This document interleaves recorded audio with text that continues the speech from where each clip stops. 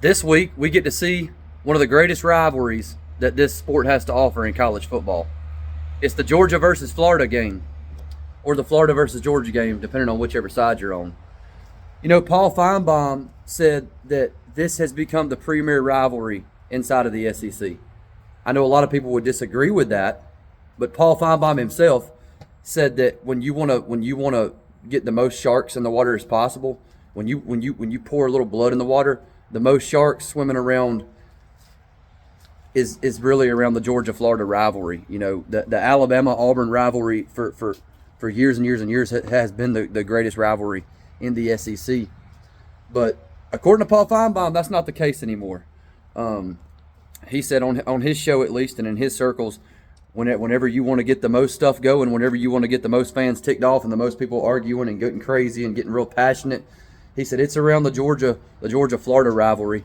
Not only that, but Alabama and Auburn, the Iron Bowl, they claimed that they hate each other more than any other team in the world. You know, that this supposedly the greatest rivalry ever. When both teams, Auburn and Alabama, both hate Georgia more than they hate each other. So do what you will with that. But this is going to be another edition of the world's largest outdoor cocktail party. It looks like, I looked at it this year, Georgia is going to be the home team. So Georgia will be in the red jerseys with the silver breeches, and Florida will be most likely in the white jerseys and the blue breeches. I always like it when Georgia's the home team in this game. You know, I really like the red Georgia jerseys. I'm telling you, when I look at, and I know I'm speaking on this as a Georgia fan, but when you look across college football every Saturday and you see and I know this has nothing to do with the game. When you look across college football each and every Saturday, you see all these different uniforms and all these different fields and places. I'm just telling you, there's just something about that bright blood red uniform up against that green field. I mean, just nothing does it for me like that red helmet with that block G on the side. It just looks so football. It just looks so tough. But the Georgia-Florida rivalry, even I will have to admit that it hasn't been as fierce in the last 6 or 7 years as it has been in previous years. And that is mainly due to Georgia has dominated this rivalry, especially since Kirby Smart took over in 2016. I did a little bit of research this morning. In the last 7 games dating back to 2017, Georgia has won 6 and Florida has won 1. So 6-1 against the Gators since 2017. I was surprised to find this stat this morning. I did not know this, and I do not think this will be the case this year, although it could be. But Georgia has beaten Florida in the last 3 years by more than 22 points in all 3 games. Thought that was kind of a crazy stat. I mean, that's pretty dominating. Georgia beat them, I believe it was 43-20 last year. I can't remember the years prior, but like I said, it was greater than 22 points. I'm just going to tell you right now, I have been like the biggest, now as big as I can be as a Georgia fan. I don't know what it is. I kind of like Billy Napier. You know, I don't know. I don't like his. He doesn't seem to have enough energy to me. He seems just kind of a little bit too laid back for me. But as far as going back to his days at Louisiana, when he coached for the Louisiana Lafayette Raging Cajuns, you know, he built a good little program there. I believe if I remember right, he'd get Louisiana Lafayette into the top 25 one time, or they had some pretty good seasons there. But basically, I have been the biggest supporter of Billy Napier since he's gotten at Florida. You know, everybody in my family and a lot of people I talk to, and even a lot of the Florida fans I see, are like always calling for his job, you know, calling for this, calling for that. And I just think in this day and time of college football, it's just so competitive. You're going to have to give a guy at least 3 or 4 years. I mean, and I know that's exactly what's happened. Billy's been there. I can't remember. I know he's been there for at least 3 years now. But I actually think that he's a really good football coach. This is where I think the problem is. And I think that Kirby Smart dealt with a little bit of this when he came to Georgia in 2016 until he kind of learned, okay, I'm the head coach now. I can't be a part of every single little thing. And I can't put 100% of myself and all of my coaching into every single room, the defensive back room, the linebacker room, the running back room, quarterback room, offense, defense, special teams. You kind of have to, when you become the head coach, you're like the CEO. Like you have to delegate responsibilities. You have to do a good job at making sure you have guys that you trust in those rooms. You got to have a defensive coordinator that you trust that's going to do the same job you would do. You got to trust that you have the same offensive coordinator that would do the exact same job that you would do, and you have to do more delegating out responsibilities and be the head coach. Okay, I think Billy Napier spends too much time trying to be the offensive coordinator. He spends too much time trying to be the defensive coordinator, and I just think it simply boils down to this: he's trying to take on too much himself. He's trying to do too much himself, and because he's trying to control each and every little aspect of the program himself, it is not able to sustain, to have the potential it could have, if he had delegated roles out and trusted his coaches on staff and was able to actually perform the duties of a head coach. And yes, the head coach has a huge fingerprint on it. Kirby Smart, he's the head coach, but he has his fingerprint is really big in the defensive backs room and just on the defensive side of the ball in general, linebackers, defensive line. So I just think that's been the main problem with Billy Napier. But this whole time that people have been saying he sucks and they need to fire him, and Florida fans, Georgia fans, LSU fans, everybody combined, everybody that I've talked to, I've told him, I said, look, I mean, for the past 2 or 3 years, I've defended him. I've said, look, I think you just give this guy a little bit of time, and I think he's going to be good. I think once he finally comes to the realization that he's got to kind of delegate some responsibilities out and be the head coach, then it's going to be okay. But you're going to have to be patient, because it could take 3, 4, even 5 years with the hole Florida got dug into. And then I was defending him once again this year. I was saying, everybody was saying Florida was going to have a terrible season. Obviously, we know that Florida had the hardest schedule that I've ever seen in college. Since I've been watching college, I'm only 28 years old. But ever since I've been watching college football, I don't know if I've ever seen a more difficult schedule than the Florida Gators have this year. I can't remember each and every little game, but I think they finished with 5 or 6 of the teams that were ranked inside the top 12 last year. I mean, at the beginning of the season, we thought Florida State was going to be good. It was going to be like like their last 6, 7 games was going to be like Florida State, Georgia, LSU, Texas A&M, Texas. It was just insane. Like, it was just it was insane. Tennessee.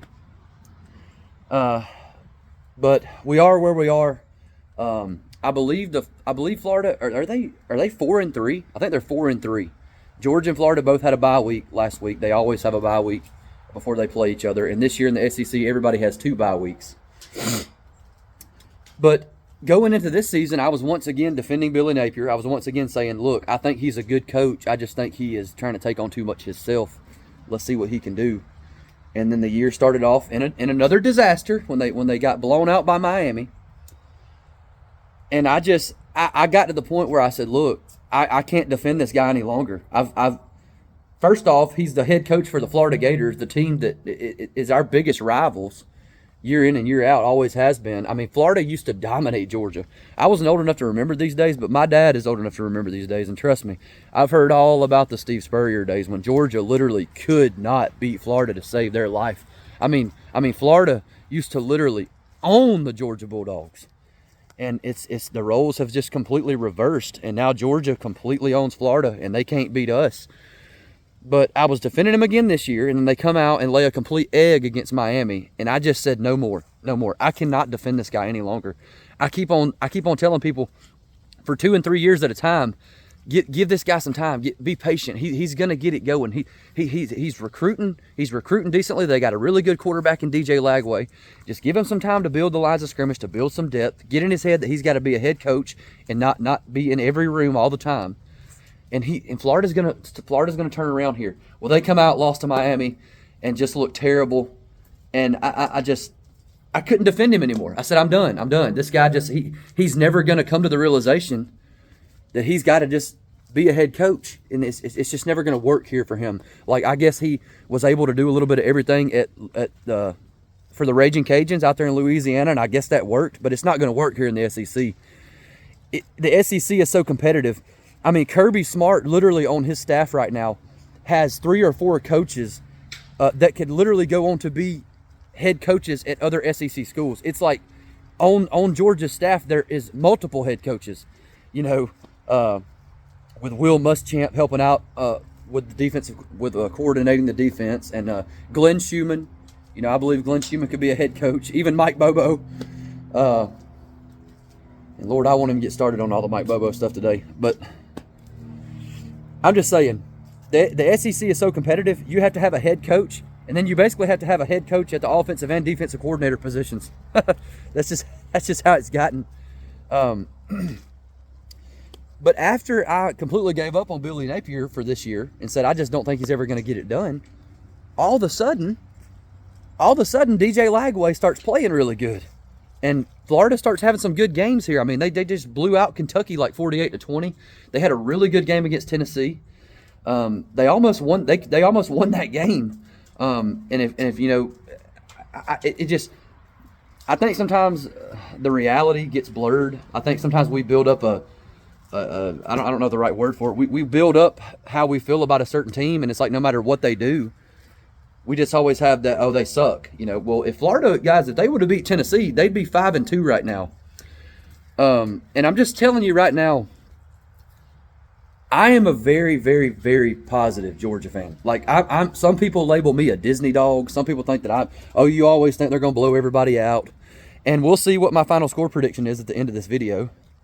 By the way, you're watching The Life of Dustin and Allison. This is mine and my wife's YouTube channel. I do college football videos all the time. We do little vlogs. I do videos on my Lord and Savior Jesus Christ all the time. Do us a favor and hit the subscribe button. We got 207 subscribers as of this morning. We're trying to get more and more. We're trying to grow our channel here. Subscribe if you want to see more videos like this. I promise you'll love our channel. Go back and search The Life of Dustin and Allison, or just click on this video, our YouTube channel, and go back and watch some of our vlogs, some of my previous college football videos. You'll love them. But I'm a very, very positive Georgia fan. Like, I always, my dad said it. My dad said it like this, because my dad he is kind of pessimistic sometimes. It's not his fault. It's the Larry Munson inside of him. He lived in the era when Georgia couldn't beat Florida. He lived through the Mark Richt days where we would always be number 8 or number 13, or we would always go 10-2, but we just could never win the SEC championship. Could just never break through. And that gets scarred into your mind, and you remember that. But I'm usually the one saying, my dad said that you don't see a way that they can lose, and a lot of people don't see a way that they can win.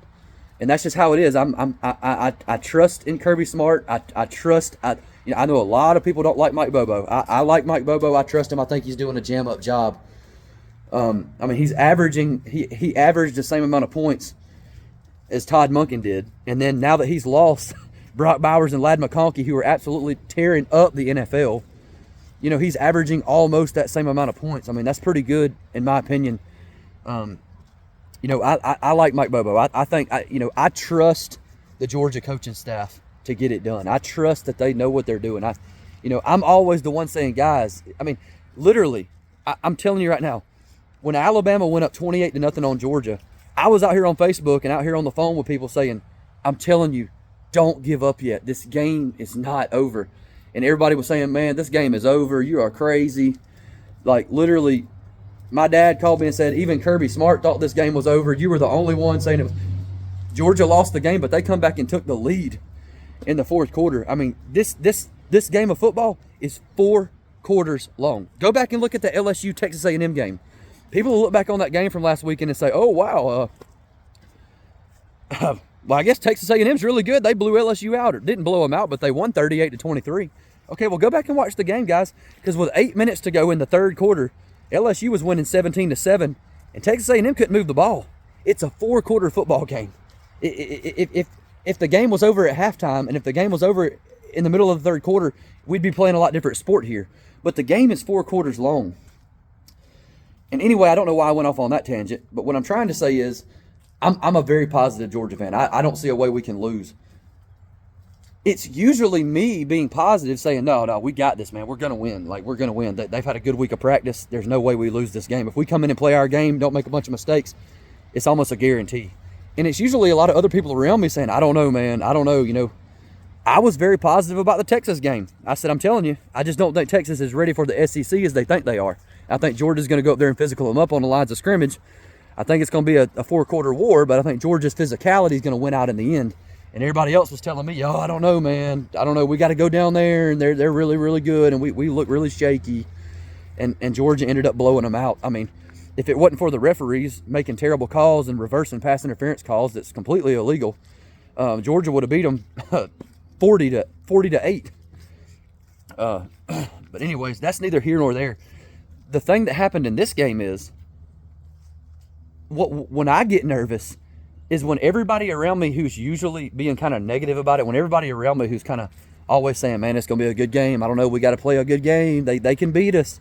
When everybody around me who is usually like that is now flipped the script and turned into the positive ones. And everybody I talk to saying, oh, yeah, Georgia's going to blow Florida out. Oh, yeah, Georgia's going to kill them. Yeah, they suck.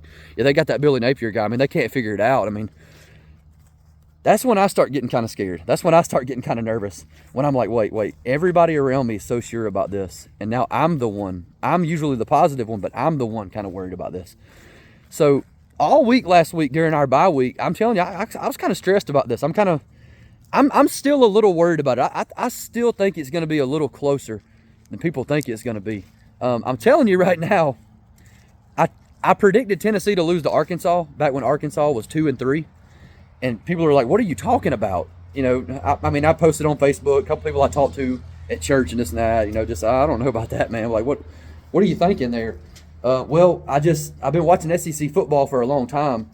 And I know when you go play a team that's 3-3 or 4-3, like the Florida Gators are right now, or 2-3, something like that, and you go play them and they got their back against the wall and they have absolutely nothing to lose. And they got 6'4", 315 players on the lines of scrimmage, and they got 6'4", 195-pound receivers on the edge, and they got a 6'4", 210-pound quarterback, and they got a stable of running backs and a good offensive line and a hungry fan base that wants to tear somebody's season down. It's a dangerous spot, and so that's why I'm worried about Florida.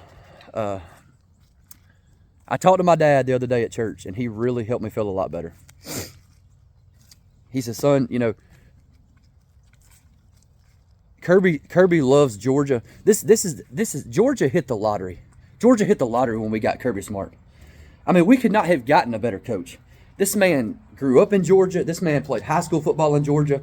This man's dad was a high school this man has never been he's never done anything but football. He lives football. Football is his life. He went to the University of Georgia, played at the University of Georgia, was a graduate assistant at the University of Georgia before going on to coach at Valdosta State and Florida State, Miami with Nick Saban, and LSU with Nick Saban, and Alabama with Nick Saban. And he comes back to his alma mater, and he's in the prime of his coaching career, and he's learned from literally the greatest of all time. And he comes back to Georgia, and he loves the Georgia Bulldogs as much as we do, like as much as I do, as much as my dad does. He wants to win. Like, he hates Florida. He hates Auburn. He hates Georgia Tech as much as I do. You know, it's these coaches, a lot of these coaches really talented, like Steve Sarkisian out at Texas or Dan Lanning out at Oregon. They're doing a really good job. And I'm sure that they love the program a little bit now that they've been there a little while and fallen in love with their team. But they don't love it like it's part of their childhood, part of their roots. Love it like Kirby Smart does. I mean, this man loves the Georgia Bulldogs as much as I do. He wants to beat Florida as much as I do, and that really calmed me down when my dad told me, "Look, Kirby hates Florida. Kirby, you know, I don't see him letting this team get lackadaisical and getting complacent this week."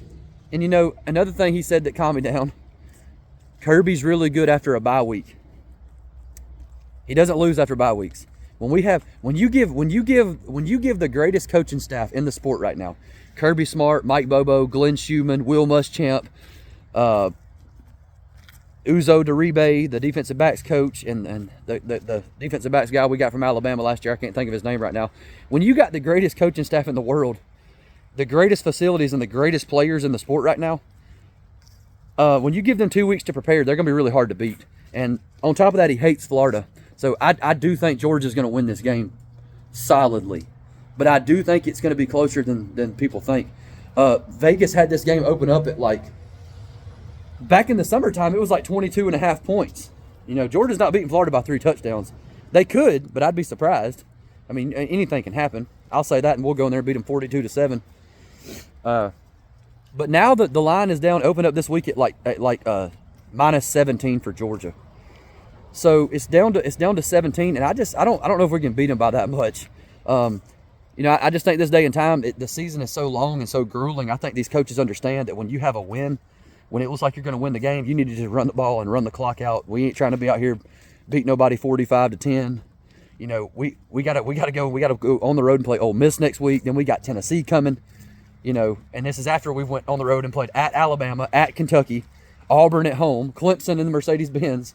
I just think Georgia's going to do what they have to do to win this game. We're gonna show up. We're gonna physical you up on the lines of scrimmage. We're gonna put a hat on a hat. We're gonna block you, and we're gonna bully ball our way to the end zone. And we're gonna go up 2 or 3 scores, and we're gonna sit on the ball. And we're going to get out of Jacksonville and come back home and get prepared for Ole Miss and Tennessee. It's college football. Anybody can win. I mean, literally, Georgia Tech could beat Georgia this year. I mean, we just watched Vanderbilt beat Alabama. We just watched Arkansas beat Tennessee. We watched NIU beat Notre Dame, which that's not much of a surprise. Notre Dame does something like that every year. But it's college football. These boys are 18 to 23 years old. They live by emotions. They're really high 1 minute and really low the next minute. I'm just telling you that Florida's a lot better football team than they're being given credit for right now. Their quarterback, DJ Lagway, is playing some football. I'm telling you. He's a good quarterback. Now, Georgia is completely superior roster-wise to Florida. I mean, I say completely superior. I think this day and time, the rosters are as even as they've ever been. It used to be teams like Ohio State, Alabama, Georgia, Michigan. You know, name who you will, whoever's the top dog in the sport 10, 15 years ago would just have just this insane roster, and they'd go play a team that wasn't even comparable to them. You know, nowadays, Georgia goes and plays Mississippi State, and the rosters ain't all that far off with transfer portal and NIL. If guys ain't seeing the field really, really soon, there goes your third string entirely, and there goes half of your second string. And it's like Kirby said, that doesn't only affect us in the game, but it affects us in practice. We need to practice against quality depth. Like we need to. You can't practice against third and fourth stringers and then try to go play LSU on the road. Like you know what I mean. But everybody's dealing with it. Here's my thing with the whole NIL and transfer portal. You don't have to be perfect, and nobody can be perfect. But all you got to do is do it better than everybody else is doing it. All Georgia's got to do is do it better than everybody else is doing it, and I think that's what they're doing right now. I think Georgia's going to be ready for this game. I think Florida's going to throw everything they have and the kitchen sink in. I think DJ Lagway's going to play a good game. I think it's going to be closer than people think. I mean, I've heard several people talking about Georgia 42, Florida 17, Georgia 38, Florida 13. You know, I don't see Georgia winning this game by 28 points. I just don't. I don't see them winning by 4 scores. I think this game's going to be a lot closer than what people think. I probably said that 10 times. I don't know if I've covered everything that I want to cover in this video. I just think that Georgia is still, even with the rosters being close, I think they have the superior roster. I think they have the superior coaching staff. I think they realize everything that's in front of them right now. You know, they're 6-1. They need to go down there and beat Florida. I think they're going to go down there on a business trip, handle their business, and get out of there. I think Kirby will have them ready. I think Florida's going to play a good, tough game, but I just don't think it's going to be enough. But man, it's Georgia, Florida. I can't believe it. I can't believe it's here. It seems like the football season just started, and here we are, guys. We're already halfway through. I got to slow down and try to enjoy this, regardless of which way this thing goes, because this is flying by. I mean, there's 12 regular season games, and we've all played 7. We're more than halfway through.